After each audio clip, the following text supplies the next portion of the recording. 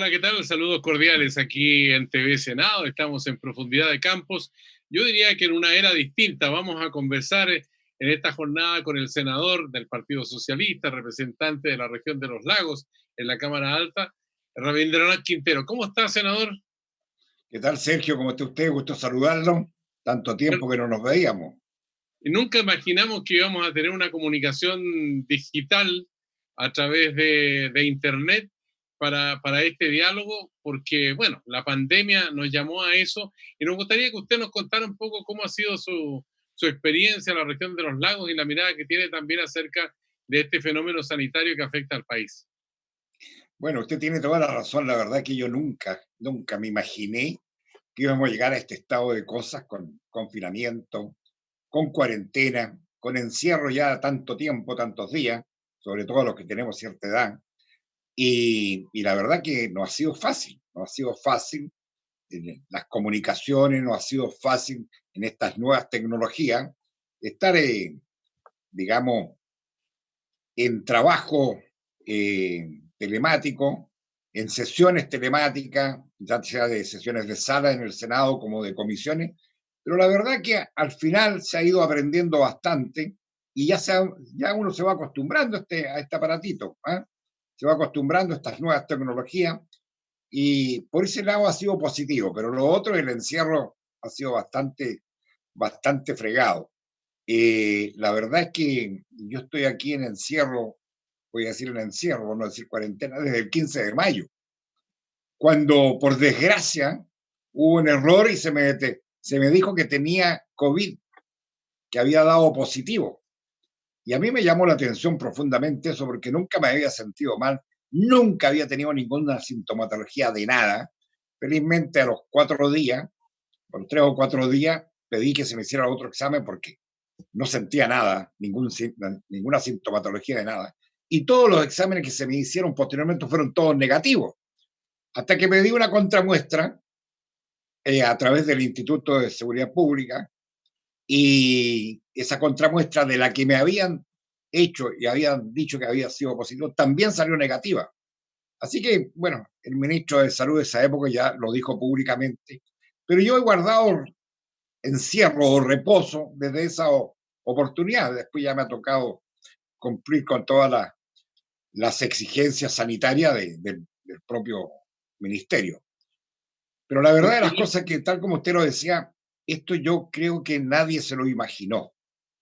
Eh, Uno ha vivido tantas vicisitudes en la vida, pero como esta ninguna, nunca. Más Senador encima Quintero, yo soy profesional de la salud, algo entiendo, y que una pandemia, un virus que no tenga vacuna es muy complicado combatir. Y eso es lo que ha pasado no solamente en Chile. usted tuvo en algún momento, digamos, la noticia de que estaba contaminado con el COVID-19. Así Eh, es. Tuvo miedo, tuvo preocupación, porque mucha gente ha sentido terror, otros han sentido miedo y otros preocupación nomás. ¿Cuál fue el caso suyo y No, cómo lo yo la compartió verdad con su que familia? yo nunca tuve miedo, Sergio, nunca. Primero por mi convencimiento que no tenía nada, porque tal como le digo, ningún tipo de sintomatología, ni dolor de hueso, ni siquiera sintomatología de una gripe, nada, ni dolor de cabeza, ningún síntoma de los que decían que uno debiera tener. Pero sí tuve mucho pánico, mucha angustia cuando me bajo del avión y me dice, oye, tú diste positivo, qué sé yo, y después supe de las personas que venían en el avión en que yo había viajado. Ahí me dio angustia. La pasé mal, 48 horas la pasé muy, pero muy mal. Hasta que después me fui dando cuenta que realmente no tenía nada. Y por eso que exigí los exámenes. Pero temor nunca tuve, de temor de no. Sí preocupación por la gente que podría haber yo contagiado si es que hubiese tenido el virus. Pero no, de temor por mí no. Ahora, todo este tiempo que hemos vivido en esta emergencia, en esta catástrofe, porque tiene dos aspectos muy fundamentales. Por una parte está la cuestión sanitaria, con muertos, con personas contaminadas, pero por otra parte también está el fenómeno económico que ha marcado, digamos, con la pobreza, con la miseria a mucha gente. Yo quiero preguntarle a usted en las propuestas que ha hecho el Ejecutivo al Congreso Nacional para enfrentar esta pandemia, ¿cuál ha sido el momento más crítico, más complejo que ha tenido que enfrentar en conjunto con sus colegas senadores de la República? Mire, yo he sido bastante crítico de las medidas que ha tomado el gobierno, pero lo hago con un afán positivo, no con un afán de obstrucción o de encontrar todo malo por encontrar malo. No, no es así. Yo creo que desgraciadamente el gobierno equivocó el diagnóstico de esta pandemia. Pensó que iba a durar un mes y medio a lo máximo. Entonces empezó de ganador, hablando que tenemos las mejores, que estamos preparados desde enero, que hemos tomado todas las, qué sé yo, una serie que todo el mundo ya la ha escuchado. Pero desgraciadamente, en vez de ir a la parte de diagnóstico, de detección, fue a la parte curativa. Se preocupó inmediatamente de la fase final, que era la hospitalización, las camas, etcétera, etcétera, los ventiladores mecánicos, cuando lo primero que había que hacer era ir a la salud primaria, era ir a los consultorios, a detectar, a diagnosticar, a prevenir lo que no se hizo. Entonces allí ya quedó la grande. Y empezamos a decírselo, sobre todo los técnicos, los expertos, los especialistas. ¿Ah? No se le hizo caso a nadie. No se le hizo caso a nadie. Eso fue la parte sanitaria. Felizmente ya después, qué sé yo, pero ya después de 2 meses, muy tarde, 2 meses y medio, empezaron a tomar en consideración la opinión de los expertos. En la parte económica se les dijo a fines de marzo, hay que hacer lo mismo que han hecho otros países que ya pasaron por esta etapa, de ir con una ayuda, un ingreso familiar de emergencia, un ingreso universal de emergencia, al tiro a la vena. ¿Para qué? Para exigirle a esa familia que guardaran cuarentena, pero y que no salieran por ningún motivo. Pero ¿qué pasa? En este país la masa laboral, un 34%, es independiente, vive del día a día, tiene que salir a buscar el pan para su familia. Entonces, ¿cómo usted le exige a esa familia que se quede en la casa o que guarde cuarentena? No nos hicieron caso. Primer ayuda fue el bono COVID de 50.000 pesos. Se le dijo, es insuficiente, esto no va a servir para nada. No hicieron caso. Y ahí después empieza el FOGAPE 1, el FOGAPE 2, el IFE 1, el IFE 2, el IFE 3, el clase media, el bono de clase media. Todas las medidas, todas, se las hemos aprobado.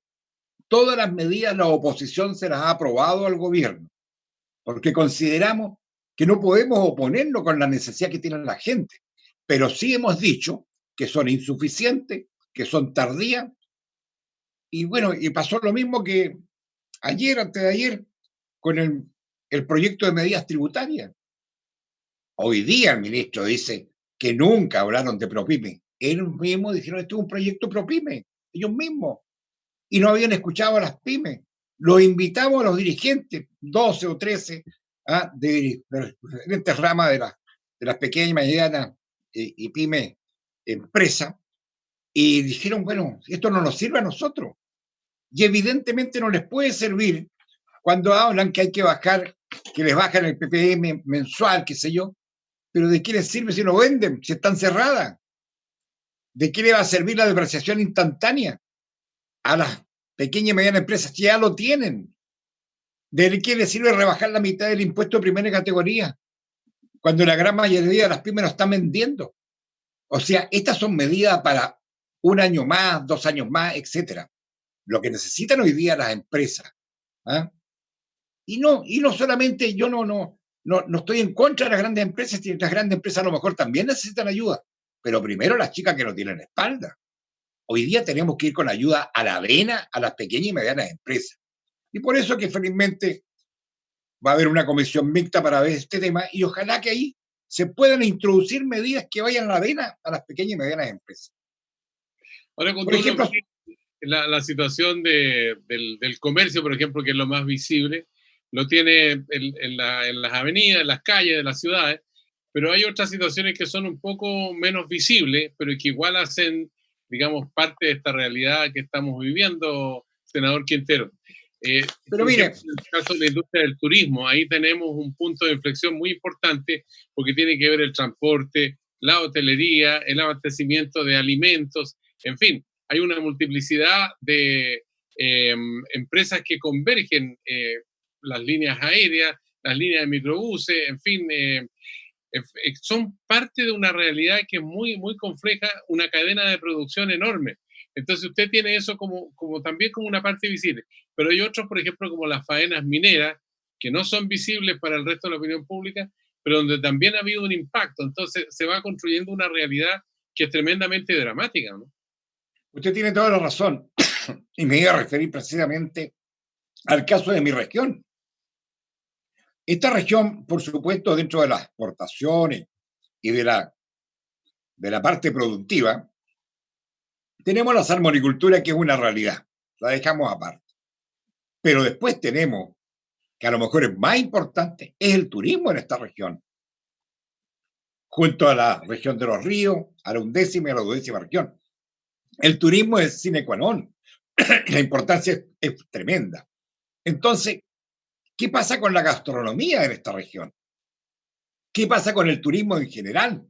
¿Qué pasa con los miticultores? ¿Qué pasa con los pequeños y medianos empresarios del sector pesquero cuando no hay exportación, cuando no hay venta? Si los restaurantes están cerrados hace 4 meses y medio. Entonces, bueno, yo aprovecho ahora que esto fue a la comisión mixta para decir lo que me han planteado la gente del sector de turismo. Ellos piden una extensión de 6 meses adicionales a la vigencia de la protección del empleo. Es tan complicado. ¿Por qué no se toma en cuenta el pago proporcional de patentes que están ligadas al turismo de acuerdo a luz? ¿Cómo va a pagar arriendo un local comercial que está cerrado hace 4 meses? ¿Por qué no vamos a la vena y vamos con un subsidio inmediato para el arriendo? ¿Ah? Al propietario que tiene cerrado, bueno, condonémosle las contribuciones, los permisos, las patentes, ¿ah? Los créditos. El primer FOGAPE no catalogaban, no cumplían según los bancos. Lógico, si tienen deuda, si el crédito, el espíritu del FOGAPE 1 fue que no murieran estas empresas, que no quebraran, no que el banco se venga a aprovechar para decir, oiga, usted me debe tanto, venga para acá. No se trata de eso. Si aquí también usted tenía toda la razón, tenemos que entre todos sacar adelante. Yo escucho al presidente de la República, dice, de esto tenemos que salir unidos. Esto lo sacamos en base a la unidad de todos, pero no escuchan. El presidente no escucha a los gremios, no escucha a nadie. Senador Y así, Quintero, como digo, hay otras medidas que me ha presentado la Cámara de Turismo, de Comercio y Turismo de la región, que lo estoy haciendo llegar a la comisión pertinente. Porque la verdad, ¿qué cuesta postergar el pago de las contribuciones? ¿Ah? Dígale, ¿qué cuesta dar un préstamo con aval del Estado, pero que vaya realmente a que estas empresas no quiebren? senador Quintero, ¿qué le parece si hacemos una pausa? Porque hay varios capítulos ahí que son interesantes en estos 150 días, porque partió el día 3 de marzo el primer caso en la región del Maule, para seguir conversando en un segundo bloque aquí en Profundidad de Campos, en el canal del Senado. Estamos dialogando con el senador de la región de los Lagos, militante socialista y además cirujano dentista. Una pausa y volvemos con usted.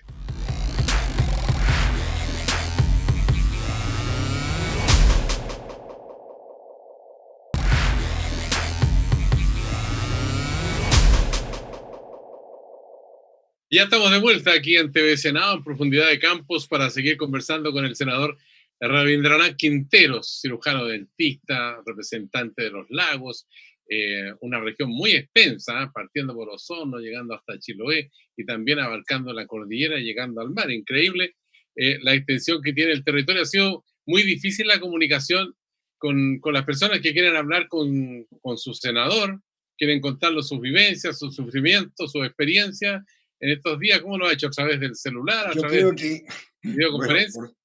tal como conversábamos al comienzo de esta entrevista, bueno, yo creo que todo el mundo se ha ido acostumbrando. Hemos tenido ahora muchas reuniones telemáticas con personas que a lo mejor nunca habían pensado que íbamos a llegar a este estado.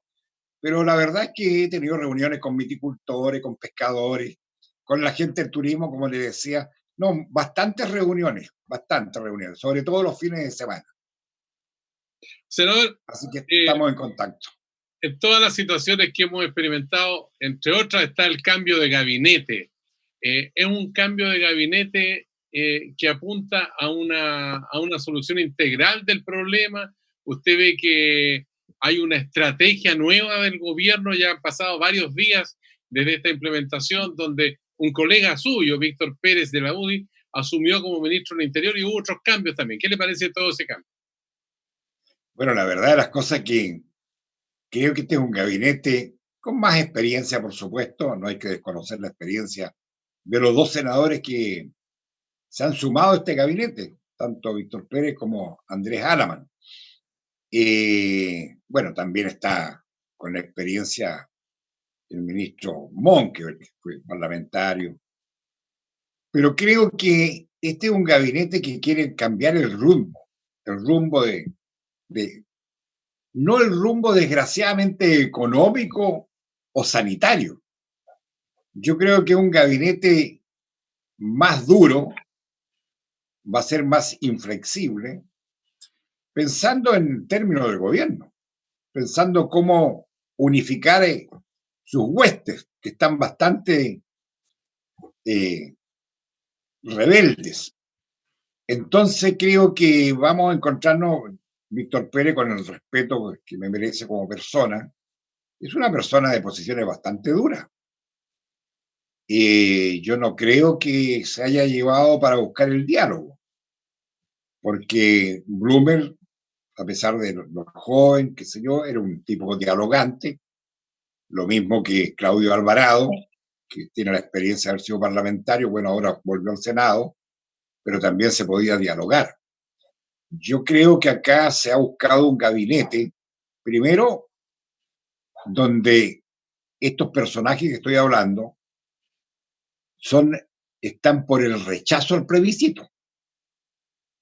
Entonces, ahí ya se demuestra una dureza de que no quieren o el gobierno se va a oponer a todo avance que pretenda hacer la ciudadanía o la oposición. ¿Está en Creo peligro que el plebiscito? ¿Perdón?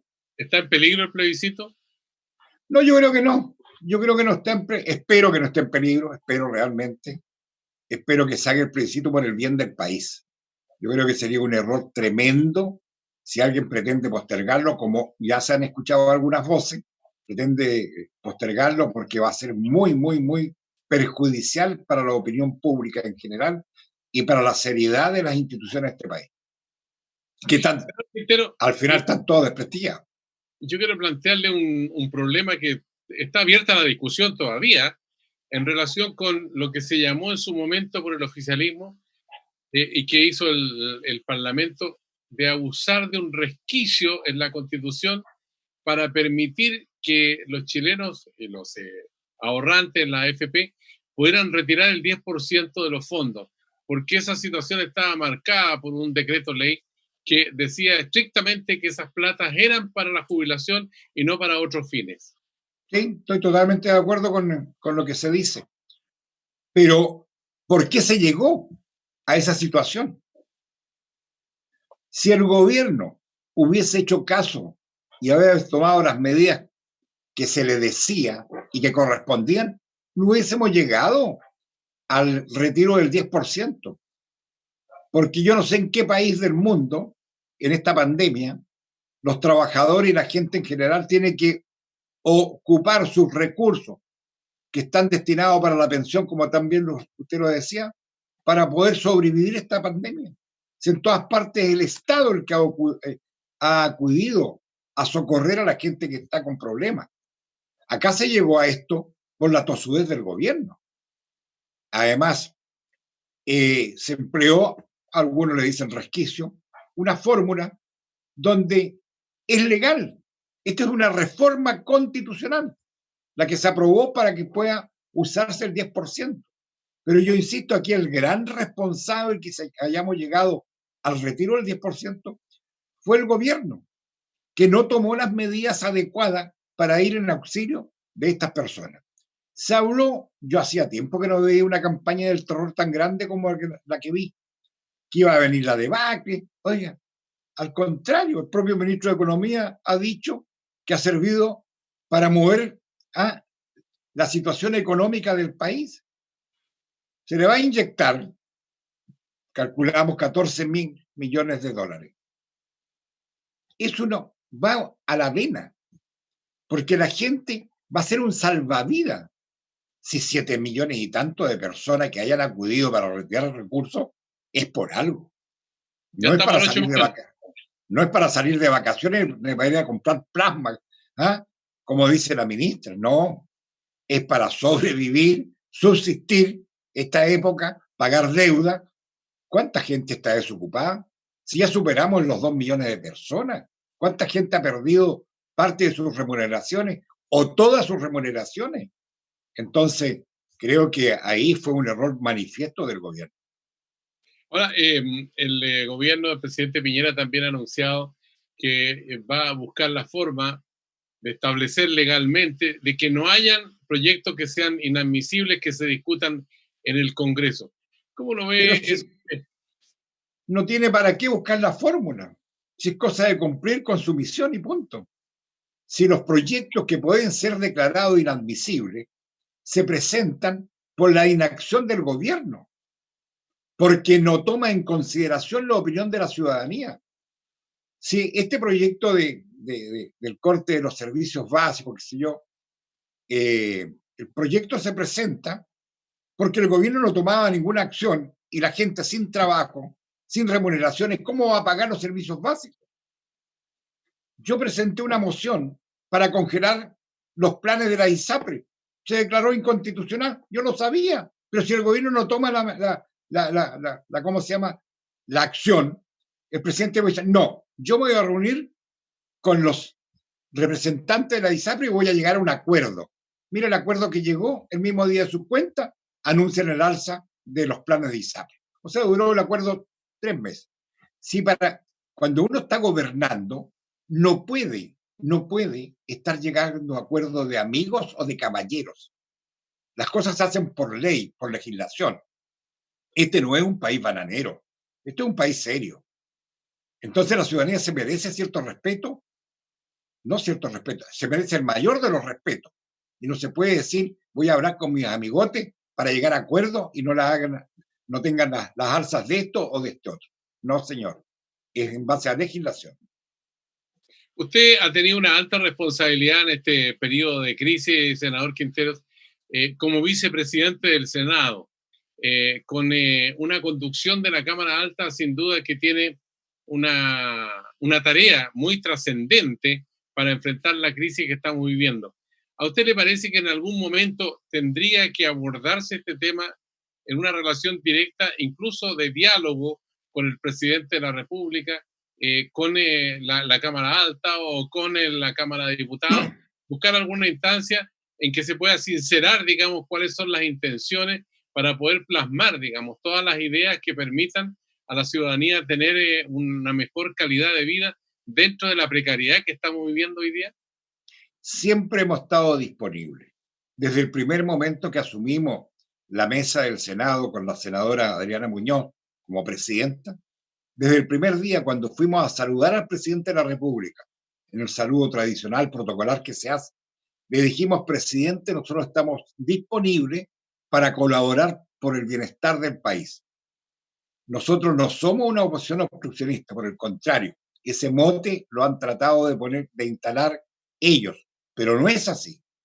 Son ellos los que no se dejan ayudar, son ellos los obstruccionistas. Y no ha pasado nunca nada. Después yo estuve nuevamente después con el presidente en otra conversación, le dije lo mismo, presidente, seguimos manteniendo nuestra opinión, o sea, creo que esto fue en mayo, el 7 de mayo fue la segunda vez que me reuní con el presidente, la primera fue a fines de marzo, después que asumimos. Y le dije lo mismo, la mesa sigue con su mismo predicamento, debe colaborar en todo lo que esté, pero por favor, escuchen algo. Hasta el día de hoy, cero. Entonces, ¿uno qué más hace? Yo le dije hace un rato atrás que nosotros hemos aprobado todos los proyectos. Se acusa de populismo a la oposición. Usted es oposición, usted es socialista. ¿Es populista también? Mire, yo creo que están absolutamente equivocados y son eslogan que están usando para justificar sus errores. La oposición no ha sido populista. Porque si nosotros somos populistas, quiere decir que ellos son mucho más que nosotros porque le hemos aprobado todos los proyectos que han enviado al Congreso. Si nosotros estamos diciendo la realidad, yo le aseguro. Pero mire lo que ha pasado con el bono clase media. Presentan proyectos sin madurarlo. Le dan una atribución al servicio de impuestos internos para el bono de clase media cuando los propios funcionarios han dicho si nosotros no estamos para esto. ¿Cómo ellos no tienen la información de cuánto ganó usted o no hace 2 o 3 meses? Si representa, ellos tienen la información después de un año. Entonces, ¿cómo no saben eso? ¿Para qué meter a un servicio de impuestos internos a decir que ellos van a cancelar el bono? ¿Qué tiene que hacer la tesorería en los préstamos? Entonces, aquí hay mucha improvisación, hay falta de experiencia, yo diría, de los equipos económicos que están haciendo este tipo de proyectos. Señor Quintero, estamos casi al final de la conversación, pero yo quiero plantearle también un problema que seguramente a ustedes en el Senado les preocupa, y como senador de una región que está muy cercana a esta zona de conflicto, macrozona, como la han llamado. Hay una huelga de hambre de comuneros mapuche. Al mismo tiempo, ha habido una serie de capítulos muy, pero muy violentos que han ocurrido con bastante frecuencia en los últimos días, con quema de camiones, también ataques a viviendas, y toda esta situación es muy convulsionada. Y el ministro Pérez, que asumió, fue a la zona por algunas horas, pero todavía no se vislumbra una salida para un conflicto que tiene esta coyuntura, pero al mismo tiempo forma parte de una larga historia. ¿Cómo lo ve usted? Mire, yo en primer lugar, Sergio, yo rechazo todo tipo de violencia, venga de donde venga. Yo sufrí y viví la violencia hace años atrás. Así que no me gusta este tipo de violencia. Y creo que acá lo que se ha registrado en la Araucanía, yo no puedo aceptar que se atente contra la vida de las personas o contra bienes materiales, sean públicos o privados. No estoy de acuerdo. Y como no estoy de acuerdo con eso, tampoco puedo justificar el ataque que se ha hecho a los edificios que estaban en toma en horas de toque de queda a vista y paciencia de la autoridad. Eso es inaceptable. O sea, acá hay que actuar con la misma vara, no solamente destacando o criminalizando a la gente que quiere reivindicación y que se arrastran por muchos años en este país. Eso no justifica que se esté amparando a grupos que actúen libremente en horas del toque de queda, como ha pasado hace un par de días en la Araucanía. Este es un tema político, como ha dicho el senador Huanchumilla, debe ser analizado y buscar la solución a nivel político.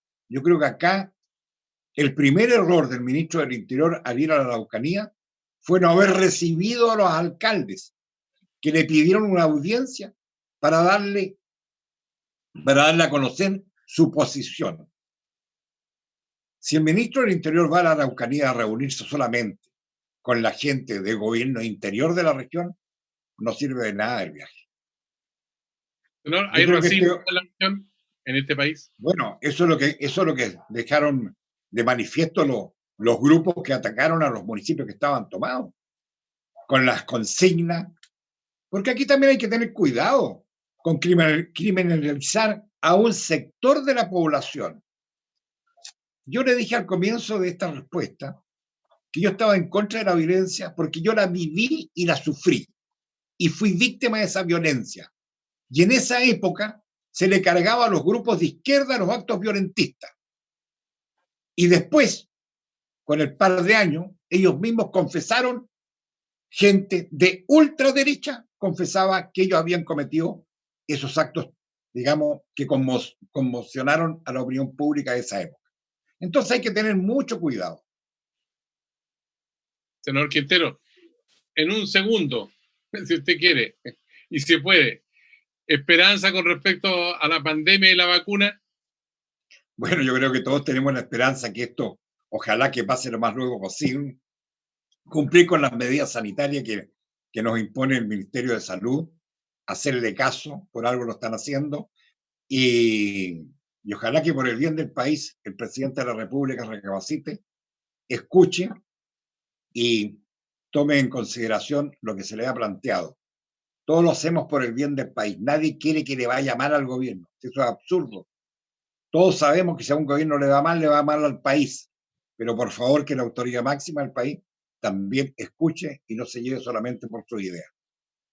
En su condición de vicepresidente del Senado, queremos agradecerle al senador Hernán Quintero esta conversación con profundidad de campo en el canal del Senado, que ha vuelto en forma digital, haciendo un esfuerzo también, porque es importante conocer el pensamiento de cada uno de quienes integran la Cámara Alta, y esa función la cumple el canal del Senado a cabalidad. Senador, será hasta la próxima. Muchas gracias, Sergio. Gusto saludarlo. Muy amable. Igualmente. A usted que sigue estas conversaciones en el canal del Senado, le invitamos a próximas conversaciones y diálogos que sostendremos mientras dure la pandemia y después también una vez que salgamos de esta emergencia. Será hasta la vista.